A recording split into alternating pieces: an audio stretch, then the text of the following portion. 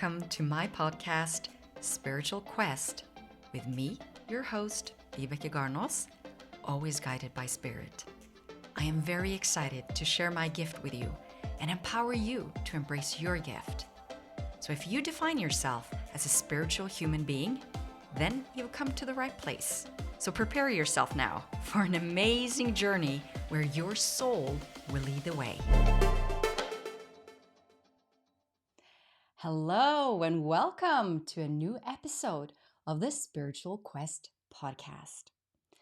As a soul having a human experience, it's easy to get distracted by all the noise in the world and forget why we chose to come here in the first place. But what if there's a way for you to stay true to your soul's path with loving guidance from your guardian angel? Well, my guest has been touched by angels, leading him on an incredible journey to discovering what he calls benevolent outcomes. I think I said that right. Which he shares through a series of books called The Gentle Way, a self-help guide for those who believe in angels. Tom T. Moore is an award-winning author, speaker, and entertainment industry CEO. His books include The Gentle Way, a self-help guide for those who believe in angels, which is a 4-book series. Then you have First Contact, Conversations with an ET, and Atlantis and Lemuria, the Lost Continents Revealed. The Gentle Way books provide a simple yet powerful tool for everyday use that is a giant step forward from the law of attraction and include hundreds of stories from people all over the world living the gentle way. Tom is also a telepath, which has allowed him in a meditative state to provide detailed information about extraterrestrials, Earth history, and the lost continents of Atlantis and Lemuria. Well, I can't imagine a better way to end season 2 of reinventing your life with spiritual teachers, healers, coaches, and mentors than learning how to request the most benevolent outcomes that will get you to your destination much faster without any stress or fear holding you back. It's my great pleasure to welcome the inspiring author, Tom T. Moore. Welcome, Tom, to the Spiritual Quest podcast. Great. Thank you for having me, Becky. Well, thank you for being here. And I must admit, when I read up on you, wow, what an incredible story.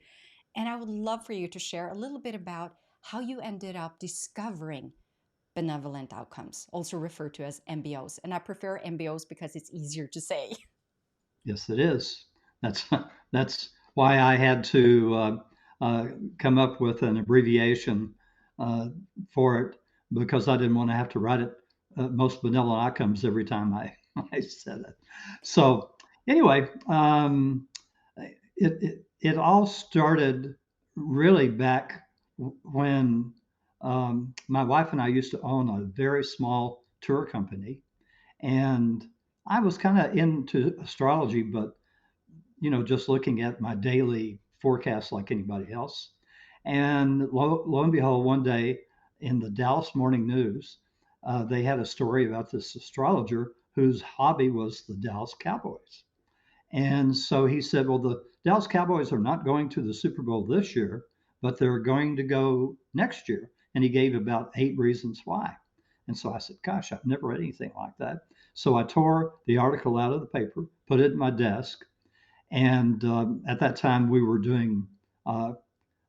owned the largest snow ski club in the state of Texas. And we took people to New Mexico and Utah and Colorado every week. And so I put that in my desk. At the end of the football season, I dragged it out, and he had hit on about 80%. And so a year in advance, I reserved 300 seats on the airlines down to Miami, and I was the very first tour operator to ever run a trip to the Super Bowl from Dallas. They didn't even know at that time whether anybody would want to go. It's not like it is today. It's because this was a number of years ago.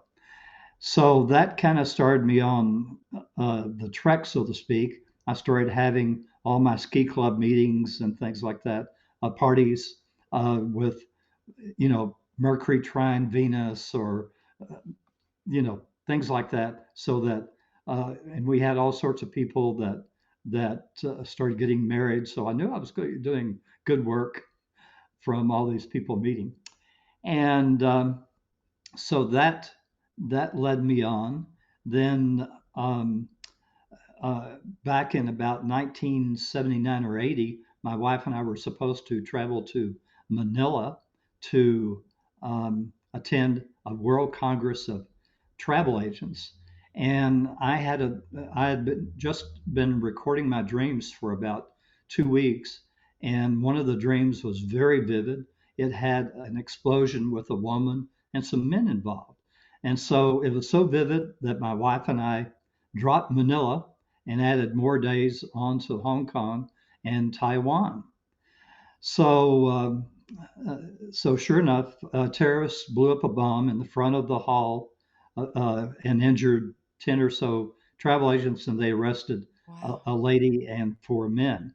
So after that, I said, I'm going to record my dreams the rest of my life. And recording dreams is really a great setup uh, for learning how to meditate, because when you meditation, there are a couple of different ways to meditate. The way that I meditate is I simply put myself into a light, altered state. And that's where it's sort of like in between your sleep state and your waking state, like you're waking up from a dream. So that's why I say when you record dreams, it's a great way to start learning how to recognize what are called thought. Uh, yes, I'll remember it in a second. Thought packets that come in through your pineal gland. That acts as the antenna for you, and uh, and that's how you become a telepath. Anybody can be a telepath because everyone has this pineal gland in the back of our heads. So things progressed, and one day I was reading a channeled article in the Sedona Journal of Emergence, which is, if I can get it, There you go. there. Sorry, uh, it want to go separate from the way I'm looking at it. So anyway, the Sedona Journal of Emergence, um, and it was a channeled article by Robert Shapiro, and he was channeling a being by the name of Zosh, who I call Uncle Zosh. I've just talked to him recently, and so Joe said you can request benevolent outcomes in your life, and that just kind of rang a little bell with me. And so I started um, experimenting with it. And I started saying, I request a benevolent outcome for my drive to a restaurant and for a parking space in front of the restaurant. Little, simple, mundane things where you get immediate feedback. And that's what I tell people, that when you start requesting benevolent outcomes, don't say, oh, I want the perfect mate for me, because I've had women that have emailed me and say, Tom, I've been requesting the perfect mate for a whole month and nothing's happened yet. So I'm you sorry, have I to have to laugh at that. you have to be patient with these big requests. You can request a benevolent outcome for the perfect job for you, the perfect home for you, and the perfect mate for you. But you've got to be patient on those. So that's why I say start with the mundane stuff, those uh, drives, to the post office or the grocery store, or asking for a parking space in front of a busy mall, things like that. That you get immediate feedback and you say, "Oh, this is really working." And like yesterday, I had requested a benevolent outcome for a parking space close to the door at Kroger's grocery supermarket, and also to not be rained on when I was either getting out of the car or anything. And so, sure enough, I got someone pulled out of the closest parking space to the front door you could possibly get. And when I got back to the car, there were raindrops on the car from rain. And when I drove home, it started lightly raining about 3 or 4 blocks from my house. And I went into the garage and didn't get rained on anywhere. So you can request things like that. And then, as I mentioned to you before we started the show yesterday, we had about 5 or 6 tornadoes in the North Texas area. And before I went to my yoga class, I I said I ask any and all beings to aid and assist in keeping our house and all the houses around us completely safe. And and then when I got to the yoga studio, I said I ask any and all beings to aid and assist in keeping uh, the yoga studio and everyone in the yoga studio, all of our cars, all the people in the buildings surrounding us completely safe too. So the closest tornado to us was about 10 miles away and did a little damage to, I think, a high school and a few houses. So um, it does absolutely protect you. I have one lady in Kansas that I put in one of my books that said that she had just moved to a farm in Kansas, and there was a tornado bearing down right on her house. She grabbed the kids, went to the basement, requested a benevolent outcome for their safety, and the tornado lifted up and went right over their house and continued on. So there are story after stories like that in my books. So anyway, that's how Benevolent Outcomes came about. I started writing some articles for the uh, Sedona Journal of Emergence, and eventually, as we can get into, um, they they were the ones that published my books. So um, my articles and all were quite well received, and I actually have a uh, I actually have a column in there every month for a number of years. Who Mhm. knows how many? It's quite a number. But I So have a question for you, Tom, because this is powerful stuff. For me, it's powerful because when you acknowledge that this is really how it works, you create miracle. At least that's what I look at it. It's miracles. And so from a perspective of being just doing travel agency, getting the dreams, and then coming to trust in the angels. How did that go about? What happened with that um, well, it was it was shaman, simply if you wish? it was simply getting this feedback. Okay. And I neglected to mention, you're supposed to say these out loud Mm, because I've been told over and over and over again that the human voice, scientists will rediscover, okay, because it was known in ancient times, but they will rediscover that how powerful the verbal voice is. And so when you request these benevolent outcomes with your voice, it's very, very powerful. And it's even more powerful when you say a benevolent prayer and everyone says exactly the same mhm, benevolent prayer. So, as an example, in my weekly newsletters, which people can find at www.thegeneralwaybook.com, um, uh, you can find in my newsletters that I always have a couple or 2 or 3 benevolent prayers for you to say when you read the newsletter. And that has a crescendo effect, I'm told, uh, by my sources, if you want to call them, my guardian angel Theo and Gaia, the soul of the earth, and Antura, my ET buddy. Um, it has this crescendo, and if say 10 people say the same benevolent prayer, it's like maybe 50 or 100 people.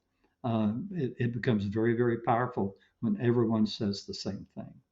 I love listening to you because I must share this with you, Tom, that I do have a spiritual team that's been with me. My first recollection of Zarius, which is my spirit guide, it was actually in my mother's womb, and I played with him as I was growing up as a child.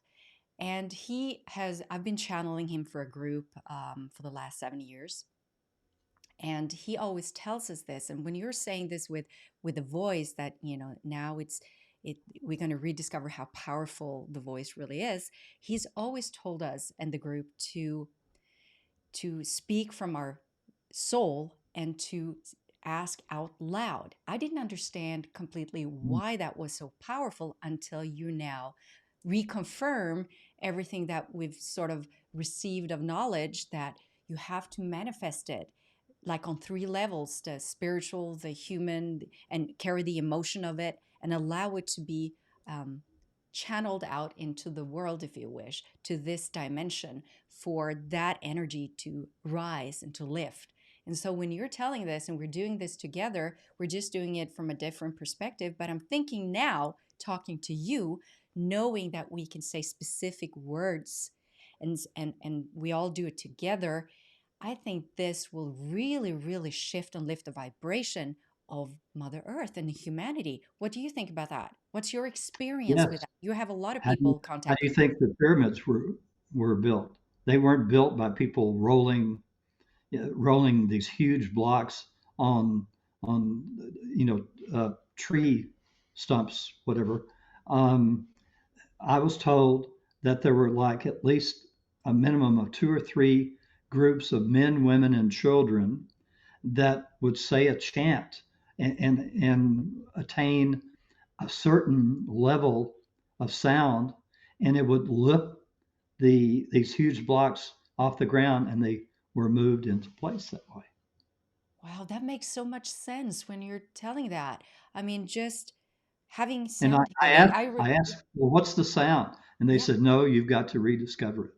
yeah, that's so interesting because I just went to my first sound bath, if you wish. Like they were playing bowls, singing bowls, and Mhm. the we were laying there and I was brought into this meditative state where I just felt myself being part of that music, that energy, and I was just being um, all these colors came, everything was just it was just like how would you say that, it was just like a glorifying moment of just complete peace, love, and harmony. And I was thinking those emotions, when I opened my eyes and was back and the music wasn't there anymore, it was like back to reality. But what if we could actually get there now? So what does your spiritual team, I don't know all the names of who you contact, but what does they say about this time on earth and how we can raise the vibration? Is it only the MBOs or is it other stuff that we can do? Well, besides being compassionate to everyone, and it's also unconditional love. And that's love that transcends whether they're a different race, a different genre, yeah, whatever, uh, uh, uh, different politics, you name it. Unconditional love. I call it flipping on the love switch. Okay. I like that. And when you do that, I mean, it's like a change that you say, I am absolutely going to do that, and you flip on the love switch, and from that moment forward, you are working on loving everyone, no matter what. Yes, so true. So, how did you? I know you've gotten information about Atlantis and Lemuria. So, what can we learn from that? I mean, is there a reason for this? What we're going through in humanity right now? Well, first of all, I was told um, I was wondering where the gentle way originated.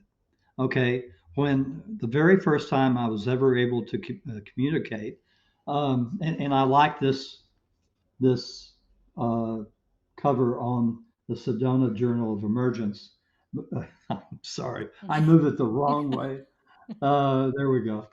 And because the first time I was ever able to communicate telepathically, I went to a Dick Sutphen seminar in Sedona, Arizona, with my wife, and I'd been to a couple of his, and I didn't think I'd get a whole lot out of it, but my wife hadn't been to one, and so I said, "Well, I'll go to support her." So this was improving your psychic abilities. I think that was the name of the seminar. And on the second day, he had been putting us under into this light trance to do different things. And on the second day, we were supposed to uh, try automatic writing. So instead of doing that, I said, I'm going to try and connect with Reveals the Mysteries, this Indian shaman that Robert Shapiro um, had uh, channeled for me. And I had asked Reveals the Mysteries, is my sole contract to support Robert's work? And Reveals the Mysteries said, no, it is not. And I thought, well, gosh, that's really strange. Seemed like I had been. And so this went on for 2 or 3 years, and that's when we went to the Suffin seminar. And so when he put us under this time, I said, "Reveal some mysteries. Are you there?" And he says, "Yes, I am, Tom." And I said, "Wow, that's really neat." And so I said, "Okay, why am I seemingly the guy that that is really pushing requesting benevolent outcomes?" And he said, "Tom," he said, "You're an Indian shaman at the same time period I am in the 1600s in Western United States. Your name is Stillwater, and you uh, are reincarnating or incarnating into the 20th and 21st centuries in order to reintroduce people to the gentle way." So he gave me the name of my first book the very first time I ever talked to him. And so I said, "Well, that's fine." He said, "Yes, and you're to write books." And I said, "No, no, I'm." By this time, my wife and I had sold the tour business, and we were in the international film and TV program distribution business. And I thought that's what I was going to be doing until I retired. And and so Reveals the Mysteries, I, I said, that's what I'm a business guy. He said, no, books. And so I said, okay. And so I wrote the first book, the very first, 90 days or so after I talked to him. But I couldn't imagine writing multiple books. So if you notice, the name of the website is The Gentle Way Book, singular.com, because that's all I thought I'd be able to write. And here we are 6 books later.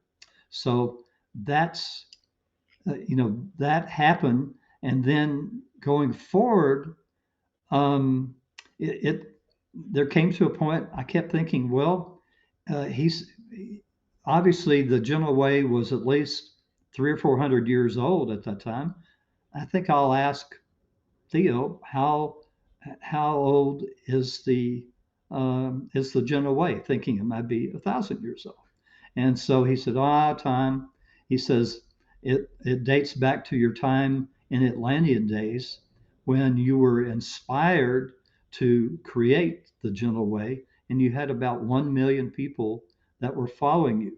And later I was to learn it, most of the people lived on the island of Poseidia, one of the 2 big islands that were left after the cataclysm that sank most of the Atlantean continent. And so, and he told me, he said, you eventually uh, found out that the war with Aaron was going to get worse and worse between the Law of One and the sons of Belial, and he said you need to migrate. So I migrated with 25,000 of my followers to Egypt, and there was this Egyptian princess that helped us settle when she did her meditations and found out that we were nice people. We were not going to subjugate them as the Atlanteans had done hundreds or thousands of years before. Mm. And that Egyptian princess is my wife today. Wow. That's incredible. It must, when you discover this and sometimes a lot of people think that this is just made up. Mhm. How did you feel? I mean, did it shift anything within you being acknowledged that this is your past and you have this gift and that you now are on, would I call it a mission? Do you feel like you're on a mission to give the It's going to be books a to big mission next humanity year, or but it really gets big. But um, the I've asked now because I started doing these newsletters. Eventually, I started one newsletter, thinking maybe once a month, and then it was once every 2 weeks, and then it became every single week, and it's 10 to 13 pages long every single week because people from all over the world send in questions for me to ask in this meditative state. So I just accepted that as part of what I'm, my soul contract on Earth, and it wasn't until a few years ago that I discovered, and that it's going to get really, really big next year because that's when my family and I are supposed to travel to Antura's Syrian mothership that's 50 miles above the Earth, taking millions of readings a day, and we're going to be on there for 14 days shooting documentaries that will literally change the world because the ETs have been video recording every step of the way for millions of years using little bitty tiny fly-like recorders that operate at a frequency just above our ability of our eyes to see them. So they've been around. They would know when a big event was coming, and they have these little guys flying around taking recording the whole scenes, and that's what I'm going to be shown.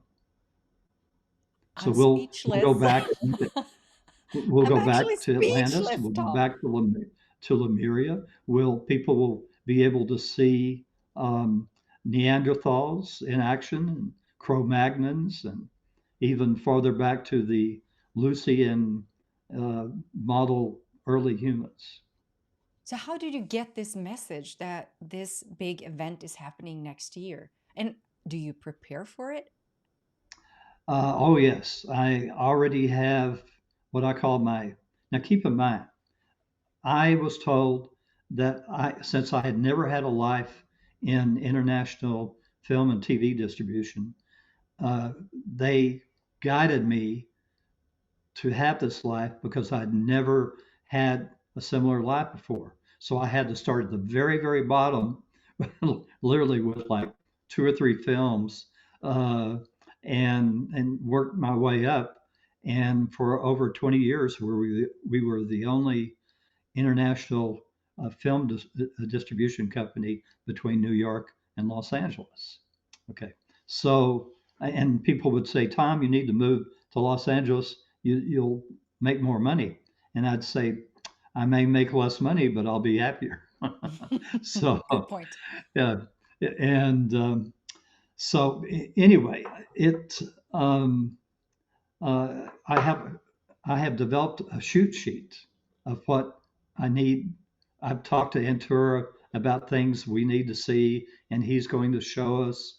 And it's going to be a four camera shoot, and it's going to be my daughter who has a degree in film, uh, and on directing two of the cameras, and along with her husband and my son, and then my wife and I are going to basically be more in one place where we'll be shown all this history and do interviews because on the ship there are 39 different types of people, including bird beings, insect beings, um, you, reptilians, even Yeah. you name it. Uh, Antura is an amphibian. There's 39 different types of beings, and we're going to interview all 39. They're from 37 different planets. So anyway, that's what's supposed to happen next year. And so I've got all this shoot sheet that I'm slowly. In fact, I've got to add another two or three things on today because in the middle of the night, like at 3:44 p.m. a.m. last night, I was saying, "Oh, I don't think I've written that down. Oh, I got to write that down." So So you're really in that preparation mode. So do you yeah, know exactly at what time? Do you have any? no, No. all I So this know will is come out it's of the blue. finally supposed to happen next year. Originally, see, I was closing off my first contact book um, in 2013. Okay. And I didn't know this at the time. And it still took until just recently where I found out like two of my books are out of print right now because there's a shortage of paper and my publisher has not been able to reprint them. Okay. So Antura would know all these things because they could slide up and down uh, on on the time scale. And and so when I was about to close off the book, he was kind of giving me hints, and I'd say, "Oh, you mean I'll be on? I can go on your scout craft with you? Yes. Can I take some photos? Yes. And you were going on like that. I had no clue what he was leading up to. Finally, it's like have to take a 2x4 to a donkey or something. So he finally said, Tom, he said, you and your family are going to come to our mothership and you're going to shoot for 14 days. So I said, oh, okay. And so, Wow. I'm and I, so and curious. I've, and I've executive produced some super low budget movies. I mean, really low budget movies. So I know a little bit about the process. And so I have gained some experience on that side, but not actually producing on the spot. That's Mm. different. So hopefully it won't look too bad. This is just incredible. I have so many questions. And still, it's like, where do you start if you get that invitation and you're up there? I'm glad you're preparing. I think that would probably overwhelming. Will you remember everything that is going on? Will it be, I mean, your Yeah. take and how does this happen? Are you being picked up in a Okay. ship I'm or going. I'm going to have doubts about this happening all the way to the point where Antura knocks on my back door with his Mhm. three teammates, to introduce themselves. And And so I said, I even asked question, well, are you going to be beamed down? Yes, that's how we're going to get there. And I said, well, is there a light that comes out of your ship? He said, no, we don't need that. And so that's how they're going to appear at my back door to introduce themselves to my family and I. And so then I asked him, well, you know, are you going to have to beam us up, with all of our equipment? He said, no, we're going to have you go to a nearby park, and uh, and so we'll appear long enough for you to load your equipment, your four cameras and sound and all on the craft, and then we're going to take off. that is just so incredible. I Yeah, would love to join you. Is there room? I, Seriously. I they said it's not on anyone else's sole contracts but you and your Oh, family. wow. And I'm That's like, a big soul contract to carry because you're making a film documentary and you're bringing it back to Earth and you're revealing it, I presume, right? oh So, yeah, did they it's say going. anything about why this now? Well, it's finally getting to the point where people are accepting the idea that there really are other intelligent species of people in the universe. Up to now, keep in mind, many of the religions have taught that we're the only ones. Okay. And So, so that's one reason. And in fact, it's going to even step up in my newsletters.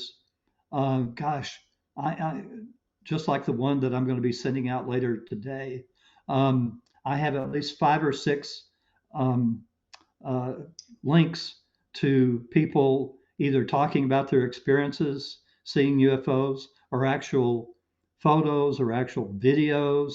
They're really stepping this up. And I said, well, but when is it going to change from lights in the sky to um, actually seeing a whole craft? And he said, look for that in 6 months. Wow, 6 months. So yeah, Well, I so must it's admit, going to. I haven't told anybody outside of the people I normally talk about this with, but I've encountered UFOs.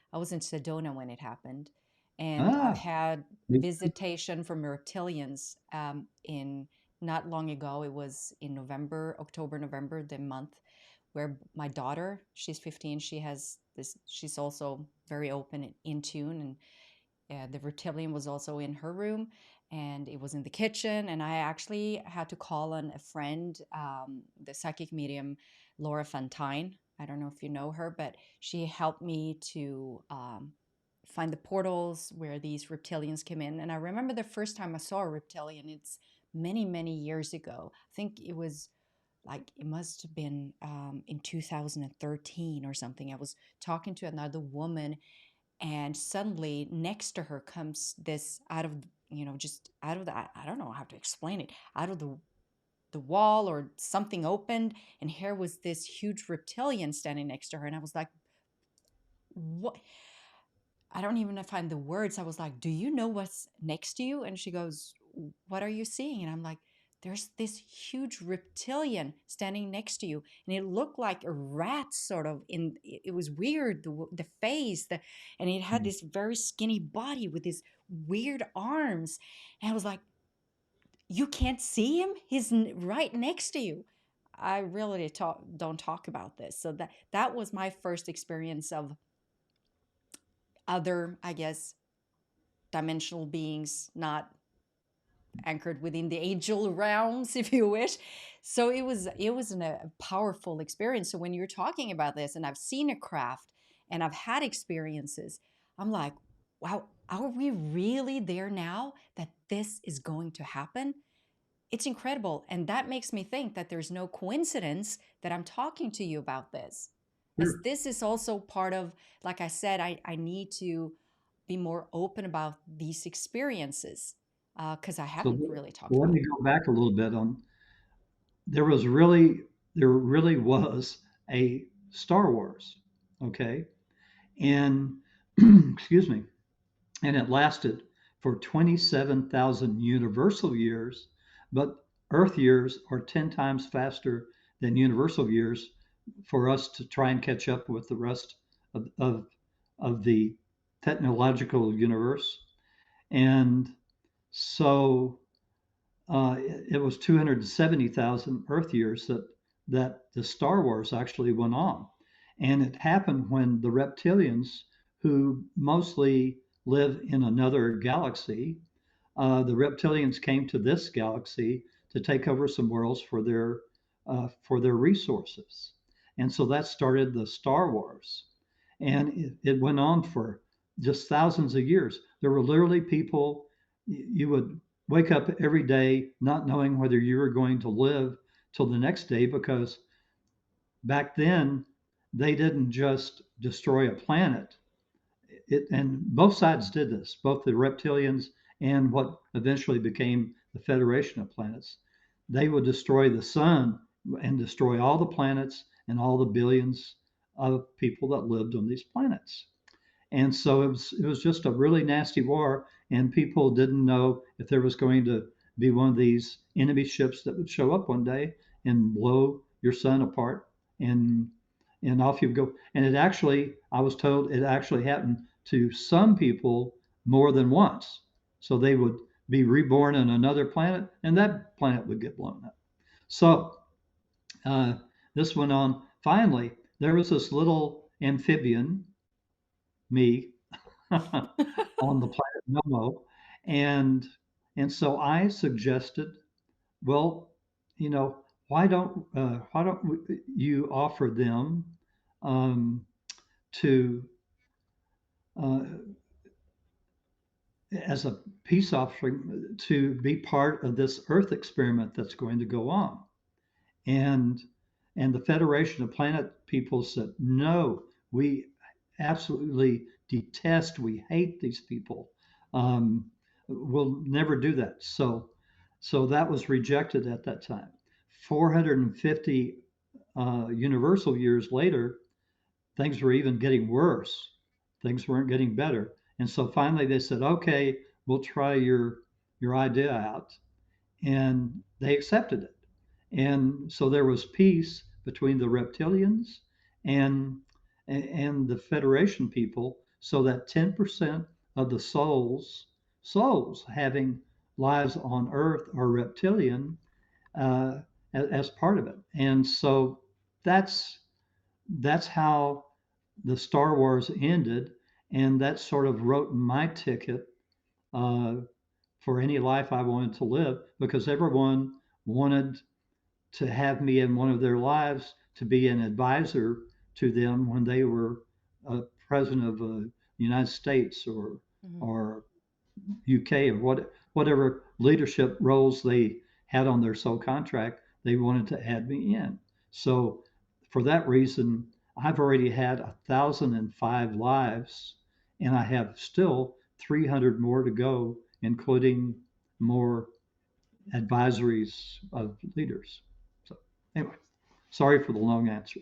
No, it's incredible. I'm just so fascinated because on a not a funny way, but for those who are listening and this might be out there, it really resonates with me. I don't know too much about it except that I as I been able to channel Zarius in the Order of Seven, it happened in 2019 or was it 2020? I can't remember now. I think it was earlier. But anyway, I was as I was in this trance state, they activated something in the back of my throat chakra.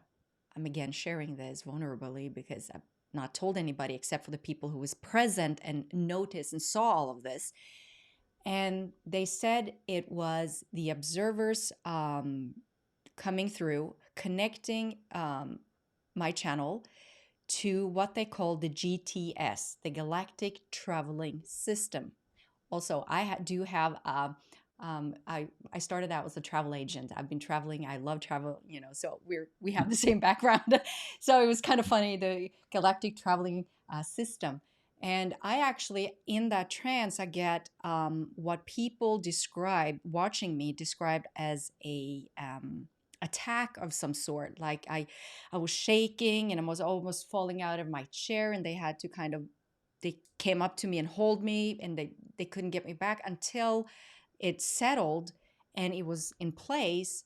And this they would I would feel like I was being sucked through this, or consciousness was being sucked through this GTS, where I suddenly was seeing different galaxies, and I was shown images, and I would see these light paths, if you wish, traveling like there was layers within this system, and you could see things move, and I couldn't catch what was moving, but it was just it was such a powerful um, I don't know how to explain, powerful experience. And I after I saw this ship and I was in that ship, where I had met somebody, an energy that represented, well, he called himself Stargazer, and it was Estella and Nova.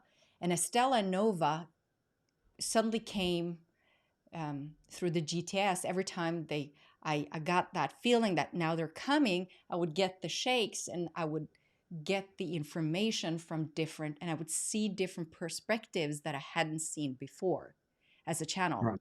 And I would see the last planet that I was on, and which I feel is my mission. This, if I could call it a mission, I feel that I was on a planet called, or they call the galaxy Tresna Imperium, and I was on Tresna, And I channel an energy that calls herself Mother Tresna. And she says, I'm the sister of Mother Gaia, or Earth. And the planets are, and she would explain how the planets are separated, that are so close, but you can't, it's not visible. It's like pulling a sock on the other side. You've got Tresna in another galaxy. And some of these people, and I would start getting people into my sessions doing life between lives hypnotherapy. And these random people would come into my office. And this particular person, Zarius, my spirit guide, said, be aware of this person coming. And I was like, okay, what does this mean?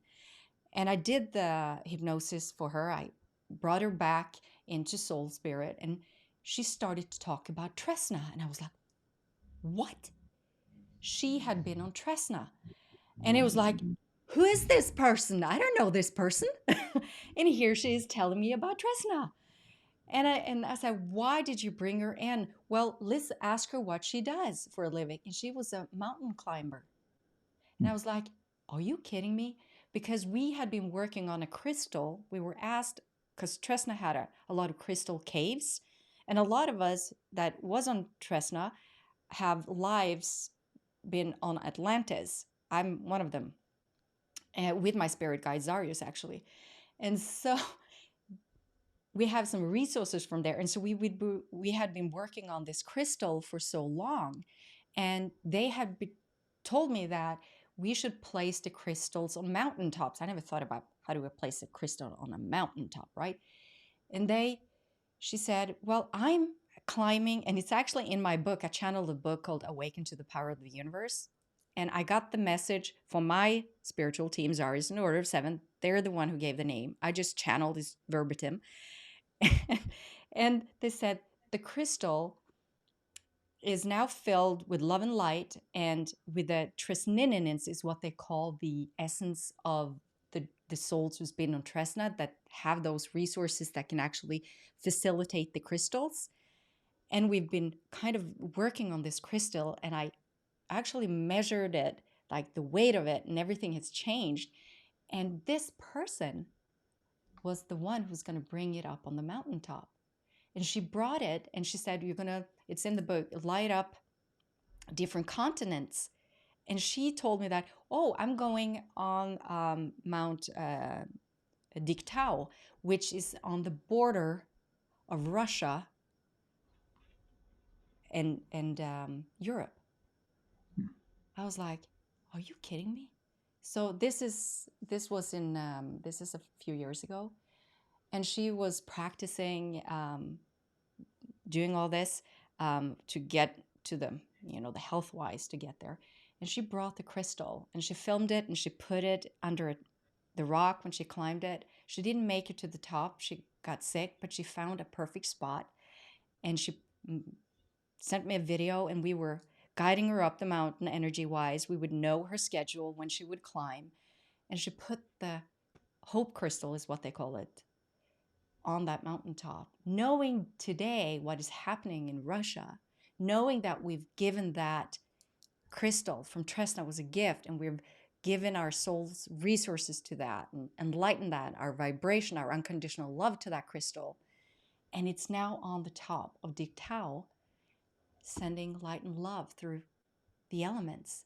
It's just, I don't know how to explain it. It's just incredible feeling of being part of something much greater than what the human mind can Yeah. understand. And I Let me just, go back to one thing that you touched on before. You were talking about these pathways between planets and things like that. I'm told that there are these energetic pathways, okay, and um, that's how Antura and all the other ETs that come here, they call it portal hopping, because me, you cannot get completely across the universe in one jump. You have to go on these energetic pathways. The ship does, and so they portal hop, and it might be two or three stops, but very quickly, bang bang, like that it was very across. quickly. Yeah, and they get here doing this portal hopping. And he said, Tom, this was Antura talking. He said it's sort of like a Southwest Airlines plane that starts off in Florida, Orlando, or something, and and stops two or three times across the United States before it reaches California. And I expressed surprise at that analogy, and he said, "Oh, Tom, we know everything about you." So Hmm. that's That that I was thank you for sharing that. I think that just validates more of what I've seen because I haven't been able to speak with anybody who's had similar experiences. mm, So it's fascinating to me that you have that contact and you have that, and that you're getting the information so purely and so clear without, yeah. having And to. I mentioned that Antura has three teammates.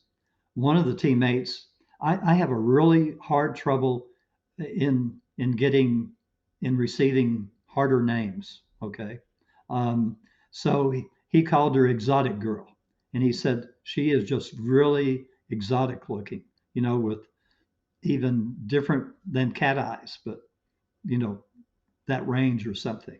And and my daughter is from that same planet in the Sirius B star system. And then there's another guy that I just call average guy. Again, I can't even on Antura's name. I have a really big problem to the point he almost screamed it at me one day.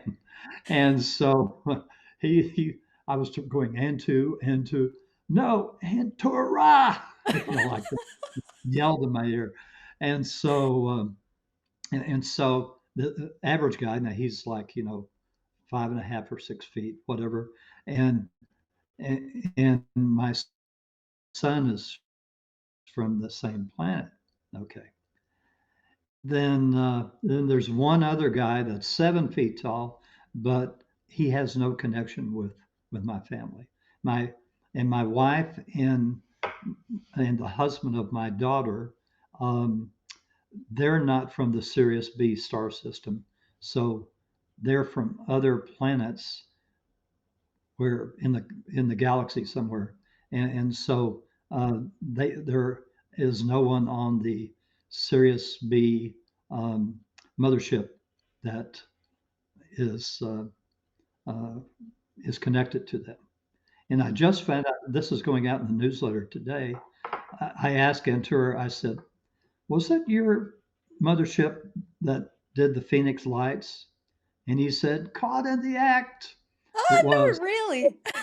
Yeah, because he had previously told me that that they that the Syrians cover the bottom half of the United States and all of South America to do all these millions of scientific readings as part of the Earth experiment, and and so I put two and two together and thought, that's Southern United States, so that's why I asked it this week. Oh, I would be so interested if you could ask Antura if what kind of who's who's the energies or who is traveling to Norway to Eggedal, who is coming, or Hesjedal. I can't remember what the name is, but there's one place in Norway that they're seeing a lot of UFOs, and Oh, I would love to know who they are. If there's That's a question I yeah. should ask. I should Supposedly send the you that. the Pleiadians have the top half of the United States and Canada and maybe Europe. I'm not positive, but there's 25 of these motherships all circling, orbiting the Earth, um, and naturally they're at a frequency where we can't see them, so they won't scare us to death. We'd think it was Independence Day all over again, Mhm. and, from the movie. I And know. I so actually like that movie, to be I honest. know, it's one of those Yeah, uh, popcorn eating movies. you're right. So anyway, it who knows? It may be the Palladians, but I can always ask or send me an email Yeah, and I remind actually me. think you're right. I think the Pleiadians, because looking at people who's drawn Pleiadians and what I saw when I was visited by Stargazer, Nova, and Stella, they look like that image, if you wish.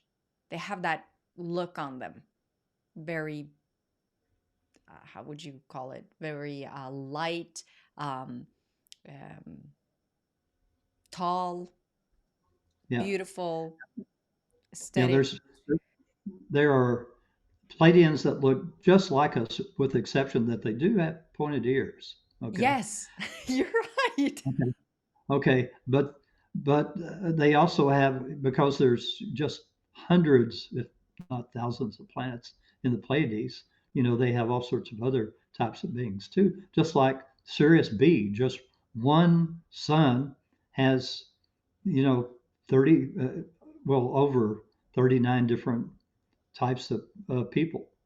And so who knows Yeah, how who many the knows? Well, ladies have. yeah. I And guess we'll know soon enough, won't we, Tom? Because you're bringing you're going on a ship, so you'll probably document a lot. It's going to yeah. be so interesting. So anyway, this Palladian is he monitors my conversations. I didn't know this for a long time, and and finally, Antura said yes. He doesn't exactly uh, hasn't wanted to get known, but he is monitoring these conversations. And this Palladian is part of a group of sort of like Palladian scientists. They meet with 6 different countries monthly, okay?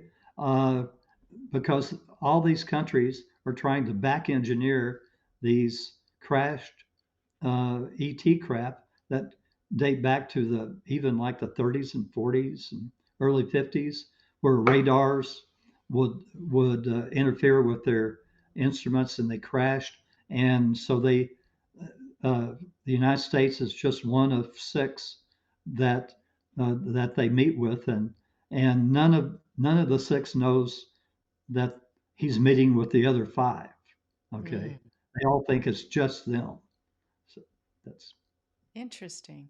Well, wow, I could talk to you for hours, Tom. This conversation has gone way out there. I mean, I was thinking, I'm let's sorry do some. we were No, supposed to not your fault. I was in bringing the it on. middle. I mean, there's a reason for this, and that we're sharing this now. I feel like the time is so right. And like I told you before we went on, that the next season of Spiritual Quest will dive into the reawakening of the universe, right? And so I think this, and I was told, I'm told by spirits, Zarius and the Order of Seven, they guide me. I always ask, so what do you want me to focus on? How can I serve? What is best for humanity, what is needed now? And that's what they said. This is the season you're doing this. And I thought, okay, I already had planned someone else for the end of the year. And they were like, nope, shift your plan. He's going last. And so I know there's a reason for that. And this conversation just confirms it for me. So I'm just deeply grateful to you, Tom, that you're so open with everything that you've experienced. And not only am I deeply grateful that you're actually willing, or should I say willing or accepting, or that you're just being you and going on that ship and documenting this for humanity. Wow. Thank you. They tell me it's my sole contract for the last 10 million years. So there you go. So That's a and celebration. honestly, you know, the history that I'm going to show on Earth is going to be such that it's going to upset a lot of people, and hopefully I'll get out of here, of old age, but I don't know. It's Oh, wow. Let's leave on a happy note, shall we? Yeah, everyone So requests the let's, benevolent outcome yes, for there you Tom's good go. and continuing health. There we Okay, go. that's perfect. I just wanted to end with that because I'm thinking now that I actually wrote something in because I wanted to share how an MBO look like, and I wrote down what I found on your webpage. So if anybody questions how to say that, you could And now ask that, any. yeah, that's the benevolent prayer. That's what you say for other people. Okay, An MBO is specifically for you, and you say, I request a most benevolent outcome for dot, dot, dot. There you Thank you. go. I think I found the right one. I request a Yeah, most benevolent outcome for. yeah. Right. You have two. One goes directly, and people really, you know, of different faiths really argue with me on this. And I explain to them your guardian angel is actually a golden light being, and the creator of this universe put out a call for, and Theo said it humorously, only golden light beings need apply uh, to watch over us on a minute by minute basis during our lives on earth. And you can say your prayer, and if you want to say it, dear God, dear Jesus, dear Allah, whatever, whatever you want to say, it's just that it's turned back. It's like the CEO of a mammoth company with millions of employees, and he sends it down to, hey, you take care of this, and that's sort of how it works. And uh, and when you say a prayer for other people or beings, dogs, cats, whatever, because I have the Gentle Way with Pets book, I will mention. Um, when you say it, a prayer for other people or beings, you say, I ask, and it goes to, there's like a million souls doing that work. And I said, well, are they like golden light beings too? And Theo said, no, they're younger souls, but they're eager. And Mm, so that's their job, is to handle all the prayers in the world. So there's a little over a million of these whole souls doing that. well, before we end this conversation, Tom, is there anything you would like to share or any words of inspiration for the audience? Mm. Experiment with requesting benevolent outcomes. It will change your life. I guarantee it. You just have to stick with it a little while, and you will see. Start with the easy stuff and work on up. You will see it will make your life less stressful, less fearful, and more successful. Thank you, Tom. Guarantee. That was wonderful. And my request for a most benevolent outcome for this podcast, yep, it's been answered. So thank you so much for sharing your insight, your knowledge, and your wisdom with everyone listening or watching. I truly appreciate it. So, if you would like to get your hands on one of Tom's books or sign up for his extensive newsletter, where subjects covered are on every topic you can imagine, from the history of the Earth to aliens and UFOs, you'll find the link in the episode description. And now you can also connect with my guests live. Every month, I go live with one of my previous guests who will teach on their topic. So make sure you sign up for the Spiritual Quest Newsflash to get notified and join the Spiritual Quest Livestream Masterclass for free. You'll find the link in the episode description. And once again, thank you so much for joining us. And thank you, Tom. Sending you lots of love and light from me, your host, Vibeke Garnos, always Thank you. guided by spirit.